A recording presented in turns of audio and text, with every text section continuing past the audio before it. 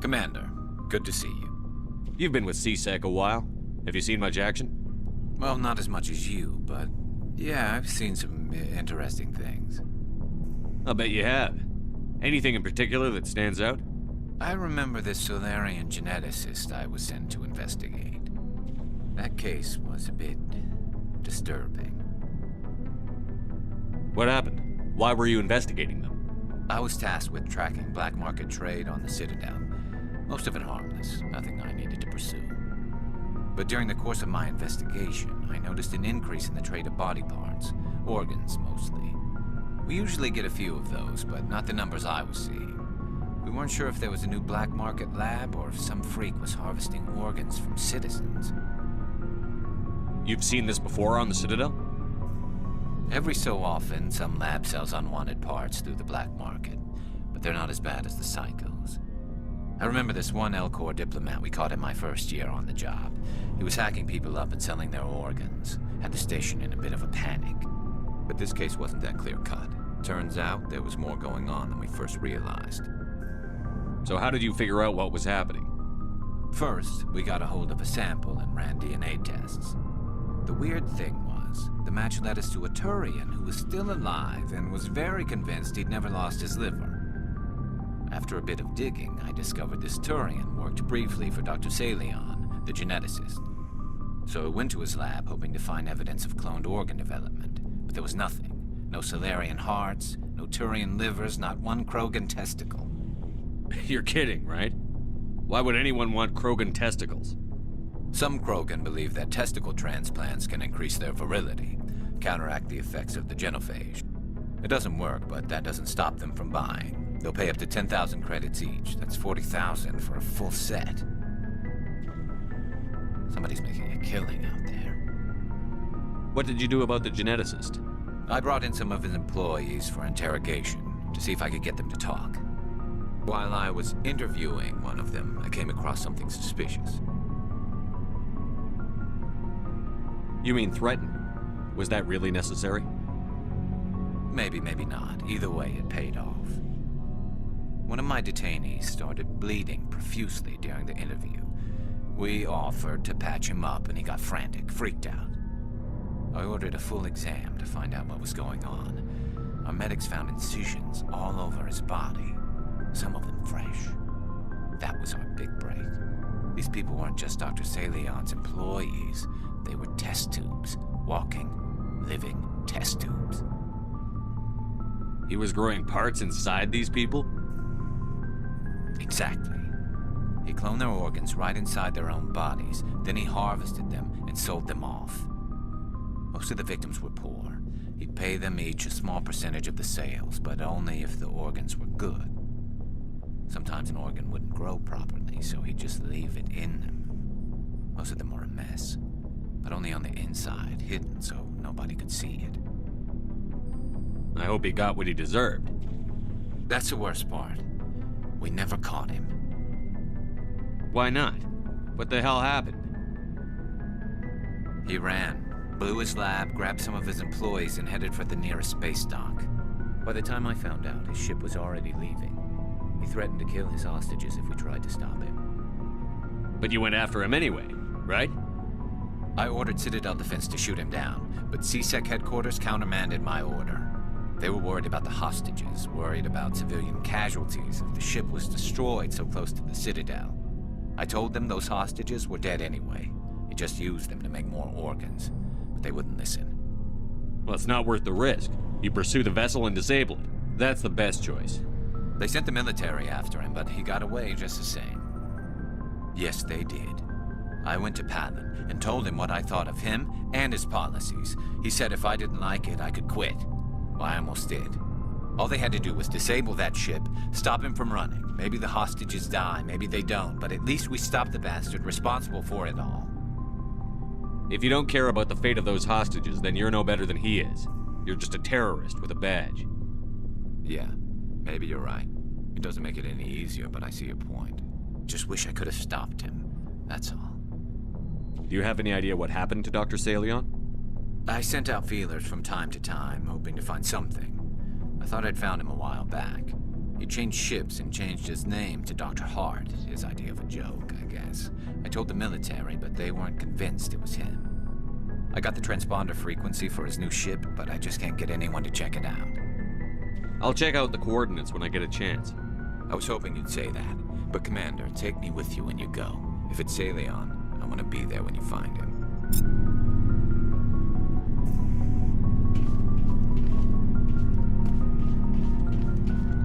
What do you want, Shepard?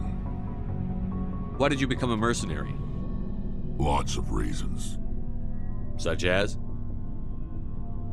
Such as, I needed to get out of our system. I needed to eat. I needed to survive. Why not stay and help your people? I tried to help. That's why I had to leave. What happened? I was betrayed. I was head of a small tribe. We were trying to restore order after the war, but the other tribes were against us. They followed Jared, one of the few warlords who survived the war with the Turians. But he was old, and so were his ideas. He wanted to continue the war. He wanted us to fight. Turians, Solarians, each other. It didn't matter who, as long as we were fighting. What did you want? I just wanted Jared to shut up, to stop his ranting. I wanted him to stop leading the tribes astray. But he couldn't understand how much things had changed. We didn't have the numbers to go to war. Even if we did, the genophage made sure we couldn't replenish our numbers fast enough. I told them all to forget about war. We needed to focus on breeding, at least for one generation. And for a while, we were getting through. Some of the tribes started coming around. I take it the warlord didn't appreciate that. No, he didn't. He arranged a crush with the tribes, a meeting on neutral ground. He wanted to talk. We met at the Hollows, near the graves of our ancestors. The skulls of our dead laid bare to remind us where we come from and where we all go.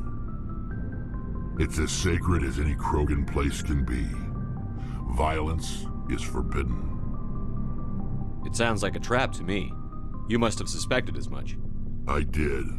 But when your father invites you to a crush, well, there are some laws that even we hold sacred. Jared was your father? He was, until that day. We talked, but we didn't get anywhere.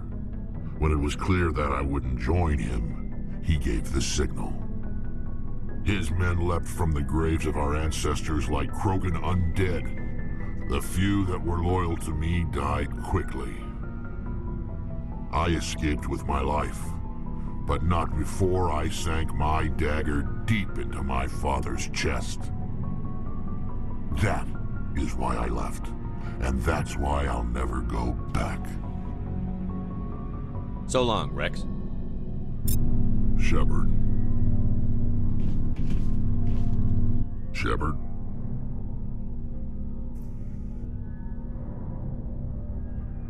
You must have family other than your father. Don't you miss them? You trying to make me cry, Shepard? I've got some unfinished business with my family, but that's all. What kind of business? Before I left, I made an oath to my father's father. I swore to recover my family's battle armor. It was taken from him after the uprising. What's so important about this armor? It's a relic. Useless, really. But it was worn by 5 generations of my family before the war. It's rightfully mine.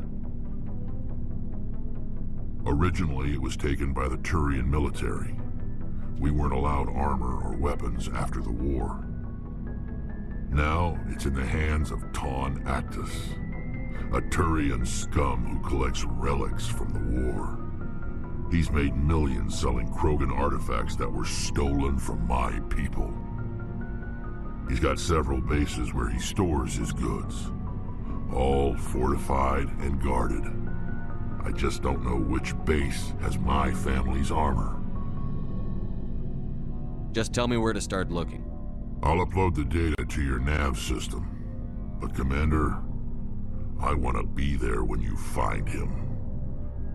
So long, Rex. Shepard, I'm glad you're here. Good to see you smiling again, so to speak. I'm sleeping much better now. I guess I'm getting used to how quiet your ship is. I still think a lot about my pilgrimage, though. I know Saren's our top priority, but with all the worlds we go to, I was hoping to find something to bring back to the flotilla. We've still got a long way to go. You'll find something to take back. Yes, but it cannot just be some derelict ship my people can use for salvage. It has to be more than that. There's a lot expected of me. What's so special about you? It's my father. He's the senior member of the Admiralty Board.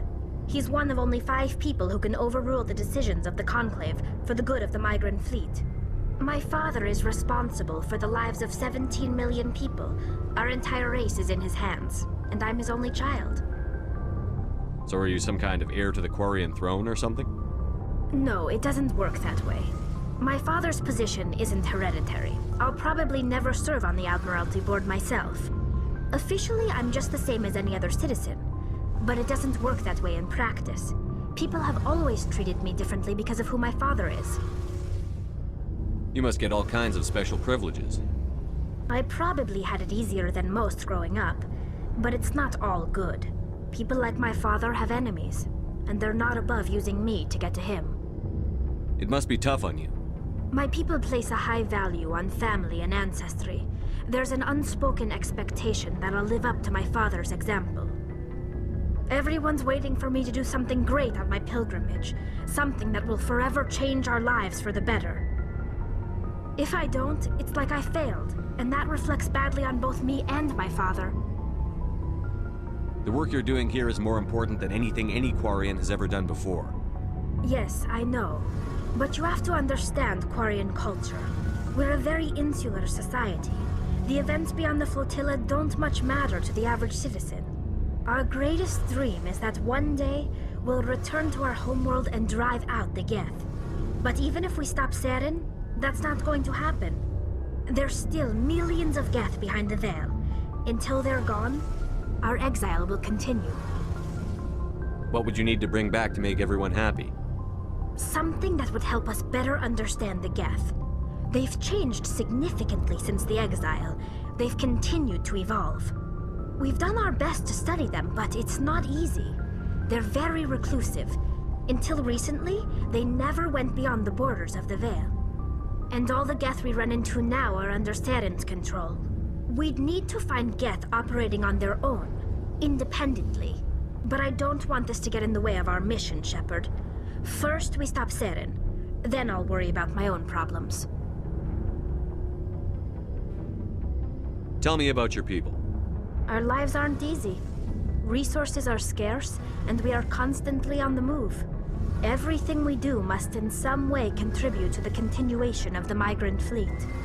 There are 17 million Quarians in the flotilla, and each of us relies on the others for survival. The bonds among my people are strong. Unfortunately, we have had to surrender many of the freedoms and civil liberties other species take for granted. What kind of freedoms? Well, it's illegal for parents to have more than one child. If our population grows too much, it would strain our resources to their breaking point. Of course, we also can't allow our numbers to become too few. If our population is in decline, the rule against single births is temporarily repealed. In extreme cases of population decline, incentives are even offered to encourage multiple births, though the Conclave hasn't had to take such measures in nearly a century. I want to talk about something else. Like what? I want to know more about the Geth. I doubt I can tell you anything you don't already know. It's been almost 3 centuries since they drove my people into exile. All I know is the story of their origins. what they were when we created them, and how they turned on us. I want to talk about something else. Like what? What was your father like? It wasn't easy growing up as the daughter of one of the Admiralty. Even before he joined the board, he was a prominent figure. People looked to him for leadership.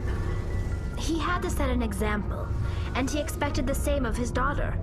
Plus, he was pretty strict, a military man through and through. He never allowed me to settle for anything less than excellence. As a kid, I sometimes felt like he was pushing me too hard. But now I'm old enough to appreciate what he taught me. The world doesn't owe us anything. If we want something in life, we have to earn it. Where was your mother in all this? Mother was around, but she always seemed to kind of blend into the background. Almost like she was overshadowed by my father. He tends to do that to people. She passed on about 5 years ago. Some airborne virus that swept through the fleet. Happens sometimes when the filters start to break down. I think my father took it pretty hard. After she was gone, he became even more focused on his work. I think that was his way of dealing with the grief. Sounds like a tough upbringing. You don't resent your father at all? Like I said, it wasn't easy. My father's not the kind of person you bond with, and he wasn't around all that much. Too busy. People counted on him, and he took his duties seriously. Even when he was around, he always seemed a bit distant, like his mind was always somewhere else. Come to think of it, I can't ever remember seeing him smile. Not once. It's like he was always weighed down by all that responsibility. I mean, I know he cares about me, but he never really showed it, not in the usual way. I guess the best thing I can say about my father is that I respect him. I want to talk about something else. Like what? I should go. See you later.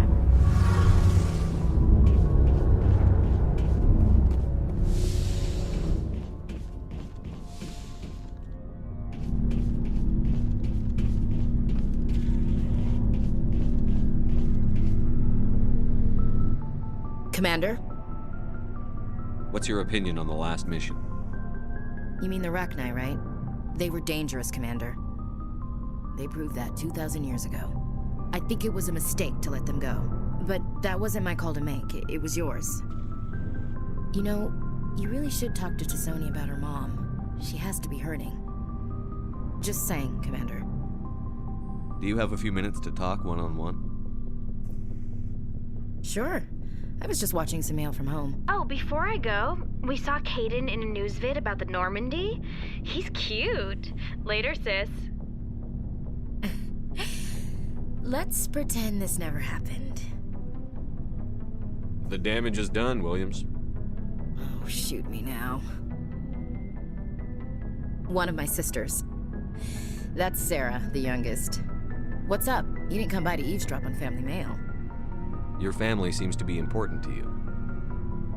Yeah, we've always been close. Me and my sisters especially. With Dad on duty so much, I had to help Mom raise them. After helping raise them, your sisters still talk to you? Amazing. Things were tense between Sarah and me for a while.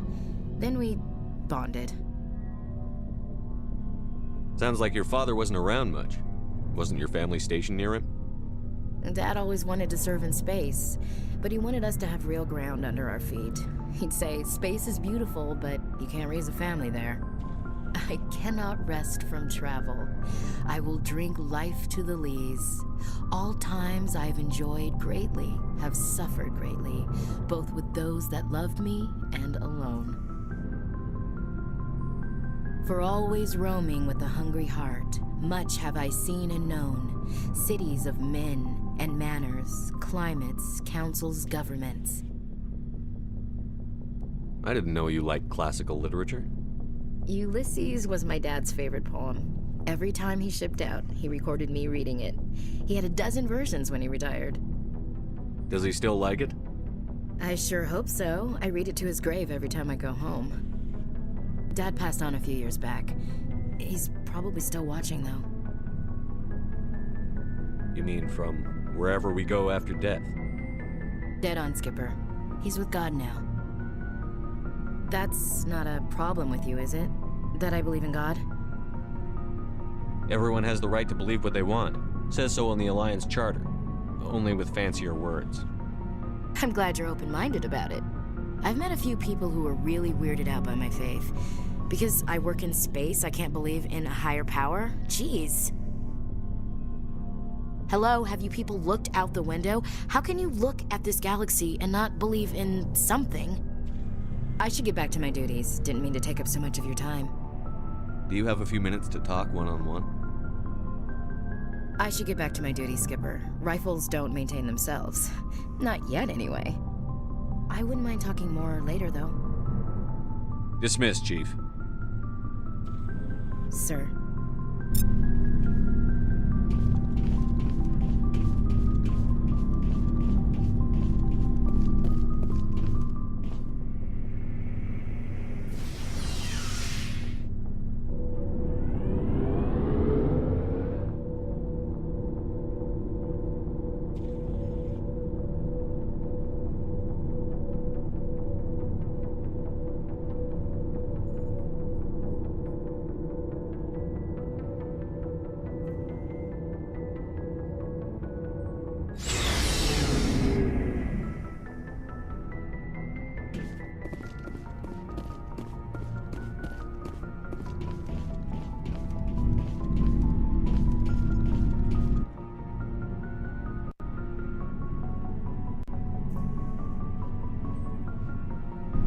Anything you need, Commander? Just trying to get a sense of where the crew's at. Thoughts? Well, they know about the stonewalling you've had from the Council. They deserve to know what we're up against. They're on your side. They're pissed about the resistance we're getting, especially from our side. I'll have a better handle on all of it when my head stops hurting. Another L2 flare-up. Ever thought about going back under the knife? Maybe get an upgrade? No thanks, Commander. One slip and you can't remember your own name. The L2s spike higher anyway. My abilities would drop with pain-free L3s. And it'd be a cold day before I turn myself over to a Canadic subsidiary. Got a story there, Olenko? You know the records about the biotic training out on Jump Zero? They're all classified. Because the Alliance made mistakes. After first contact, Kinetics was set up to track Element Zero exposures and develop implants for humans. Once we had an embassy on the Citadel, Kinetics could bring in experts instead of taking it slow. I'm sure Kinetics did what they thought was best. It wasn't best for us. They brought in an ex-military Turian named Commander Vernus. A real hard-ass. He basically had a free pass to break us if it would turn out a decent biotic. Kind of spiraled from there, Commander. Did he ever face charges for that? He got his, yeah. But like everything else at Jump Zero, it was under the table. The less said, the better. Anyway, this is ancient stuff. I walked it off a long time ago. I should get back to my duties, Commander. We're here to make history, not rehash it. We'll talk another time, Lieutenant. Commander.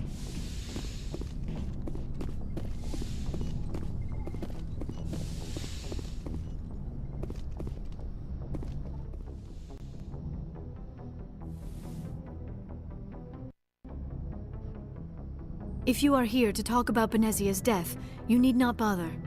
She brought it upon herself. Don't pretend it doesn't bother you. She was your mother. She was. But she was not. I prefer to remember Benezia as she used to be, before she was corrupted by Sovereign's power. The best of your mother lives on in you. Her determination, her intelligence, her strength.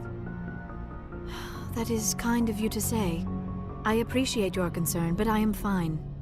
Benezia chose her path, just as I have chosen mine. I am with you until the end, Shepard. Maybe we could pick up where we left off. You were telling me about your interest in the Protheans.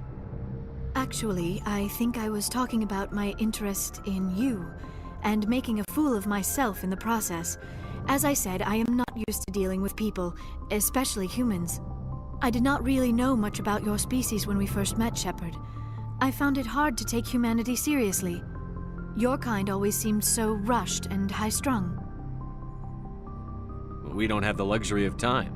An Asari can live for 1,000 years. We're lucky if we hit 150. That is true. At first I thought that was a weakness of your species. After spending time with you and your crew, however, I think it may actually be an advantage. You humans are creatures of action. You pursue your goals with an almost indomitable determination. It is an admirable trait, but also an intimidating one. You're scared of us? Unfortunately, the rest of the galaxy sees humanity as something of a bully. You run over anyone in your path to get what you want. It is up to people like you to change their minds, Shepard. I'm doing the best I can, Liara. There is a reason the Council chose you to become a Spectre. They saw something special in you. The best of what humanity has to offer. I looked into your history. I know what you did during the Blitz. It was a remarkable display of courage and heroism. You didn't need to go behind my back. I would have told you whatever you wanted to know. I apologize, Commander. After our last conversation, I was afraid I would say something stupid again. I wanted to know more about you. To understand what made you into the man you are. There is something compelling about you, Shepard. Are you sure you're interested in me? Or is it my visions of the Protheans? I admit, your connection to the Protheans had something to do with my initial interest, but it has grown beyond that. You intrigue me, Shepard, but I was not sure if it was appropriate to act on my feelings. I thought there might already be a relationship between you and Chief Williams.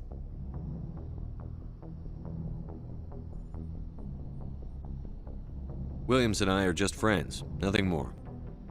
My mistake, then. I am not as adept at understanding human relationships as I thought. But what about us, Shepard? Is there a mutual attraction, or was I wrong about that too? No, you were right. There is something between us. I knew it, and I knew you felt it too. But does this not seem rather strange?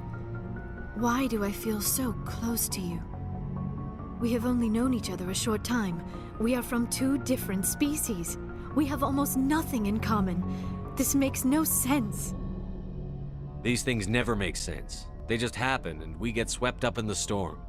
You make it sound so chaotic, so dangerous. I'll keep you safe. I am not looking for a protector. This is all a bit overwhelming. I am not used to this. You. I need some time. Take all the time you need, Liara. I'll be here. Thank you, Shepard. Let's just talk about something else for now. I should go. Goodbye, Shepard.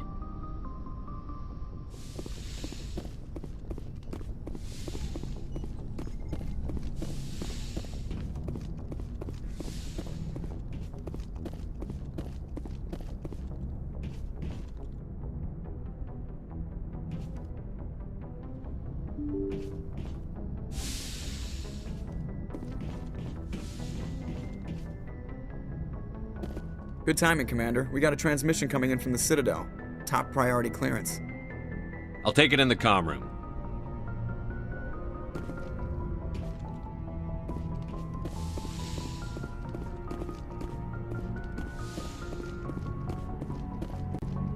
Commander Shepard, we've received information that may be critical to your mission against Saren. I'll take all the help I can get. We've received an urgent message from one of our infiltration regiments in the Traverse. You mean spies? Spectres tend to attract attention, Commander, but they are only one arm of the Council. Special task groups are often a better option for monitoring developing situations. We currently have several infiltration units scattered throughout the border regions of Citadel space. This particular unit was gathering intel on Saren. What did they find? Unfortunately, the message we received was little more than static. The infiltration team must be in a situation where they can't set up proper interstellar communications. But the message was sent on a channel reserved for mission-critical communications. Whatever they were trying to tell us, we know it was important. Considering your interest in Saren, we thought you might want to investigate this. find out what happened to our team. The signal originated from the planet Vermeer. I'll look into it. The Council prefers not to become involved in the specifics of Spectre activities. We only want you to be aware of all your options, including Vermeer. Good luck, Commander Shepard.